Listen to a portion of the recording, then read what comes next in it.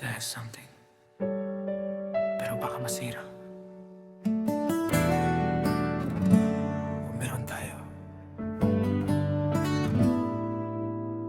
Good morning ang unang mensahe. Good night bago tayo matulog. Araw-araw kitang kausap, parang wala nang ibang gusto. Alam mo kung kailan ako malungkot, alam ko rin kapag pagod ka. Kapag may problema sa mundo, sa akin ka unang tumatakbo. Pero kapag may nagtatanong, ano ba kayong dalawa? Pareho tayong tahimik, hindi ko alam kung saan tayo. Hindi ko alam kung anong tawag, pero bakit kapag wala ka, parang may kulang sa bawat araw. Kung tayo, bakit hindi mo sabihin? Kung tayo, bakit kailangan pang magpanggap? Sa bawat ingat ka at bawat good night mo sa akin, hindi ba't parang tayo na rin? Kung tayo, bakit ako taminin? Kung puso mo'y sa akin, di naman. Kung hindi tayo, sabihin mo sa akin, para alam ko kung saan ako lulugar.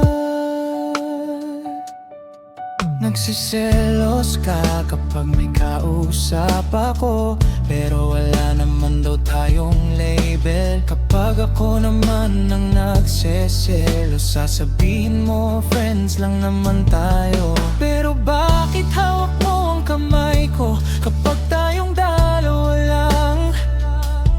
Bakit iba ang tingin mo sa'kin kapag walang ibang nakatingin? Ang hirap intindihin, pero ayaw akong mawala ka. Baka pare lang tayong naghihintay kung sino ang unang aamin. Pero habang tumatagal, mas nahuhulog ako sa'yo. Kung tayo, bakit hindi mo sabihin? Sa bawat ingat ka at bawat good night mo sa akin, hindi ba't parang tayo na rin? Kung tayo, bakit ako taminin? Kung puso mo'y sa akin, di naman. Kung hindi tayo, sabihin mo sa akin, para alam ko kung saan ako lulugar. Ayokong maging baka, ayokong maging siguro, ayokong tawagin kang kaibigan kung puso ko ibang gustong sabihin. Kaya ngayong gabi, tatanungin na kita,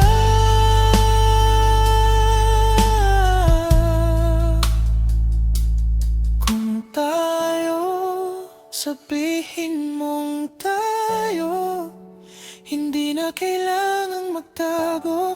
Kung ako ang gusto mo, ako rin ay nandito. Wala nang baka, wala nang siguro, wala nang kailangang hulaan. Kung puso natin ang parehong nagsasabi, baka tayo talaga. Kung tayo, huwag mo akalain. Kung tayo, wag lang akong bitawan. Sa dami ng tanong na matagal nating tinakasan, dito na ang sagot tayo. Yun ba? Pero this time, good night love. Hindi na. Good night. my friend.